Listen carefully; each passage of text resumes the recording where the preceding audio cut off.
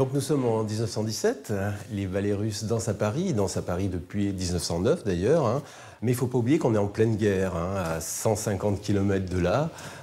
Les Allemands et les Français s'ouvrent le ventre à coups de baïonnette dans le chemin des Dames.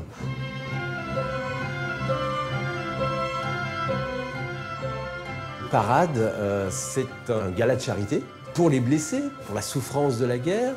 Et ce qui fait la marque des ballets russes, c'est de pouvoir faire coexister plusieurs artistes de très grand talent.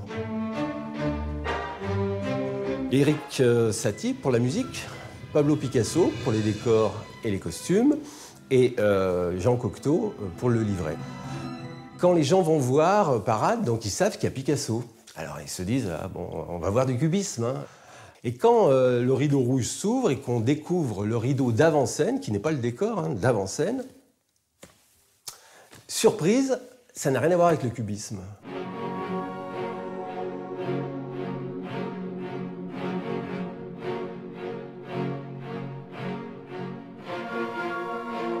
La toile est monumentale, elle est immense, elle fait 17,25 m sur 10,60 m.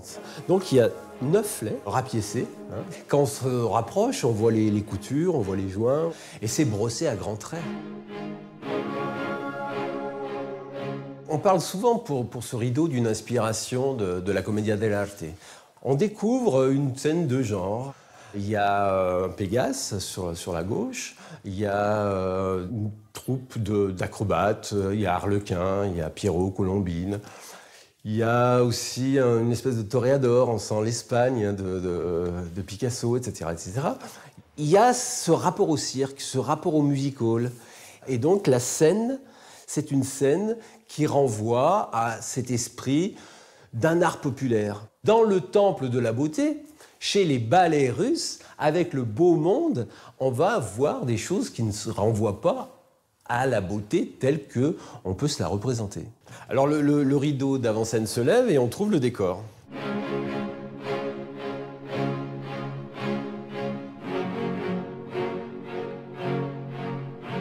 Et alors là, on est face à une autre réalité, une autre dimension du peintre, c'est qu'on découvre un décor qui est complètement cubiste. Ça représente en fait l'entrée d'un chapiteau. Et donc il y a 2 balustres avec des perspectives qui se contrarient, donc on a du mal à focaliser. Et puis des immeubles au fond, avec une autre perspective un peu plongeante comme ça. Donc ce qui est intéressant de voir ici, c'est qu'on est dans une esthétique de l'écart. Il y a un écart entre la première toile et la deuxième toile. Le spectateur ne sait pas trop où se positionner, dans quel univers se positionner.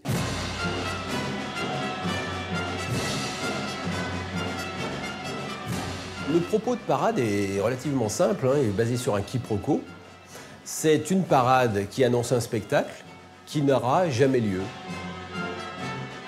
C'est une pièce qui est faite sous forme de numéros, comme au cirque.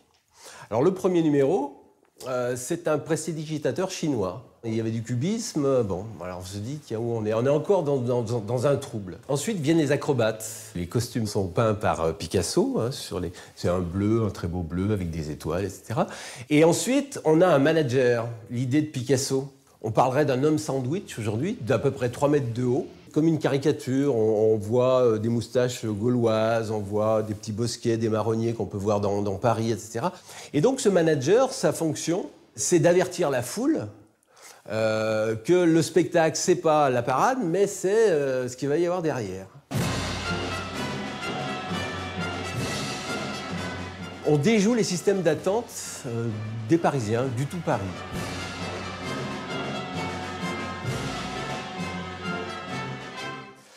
Alors, Parade, l'histoire nous rapporte que ça a été un scandale. On est en pleine guerre, c'est abat les métèques, baisser le rideau, qu'ils aillent au front. Certains parlent de Picassotise. Le cubisme à l'époque, à ce moment-là, par rapport à ce contexte précis, pour certains, c'est un art dégénéré. Un art qui vient contrarier l'esprit français.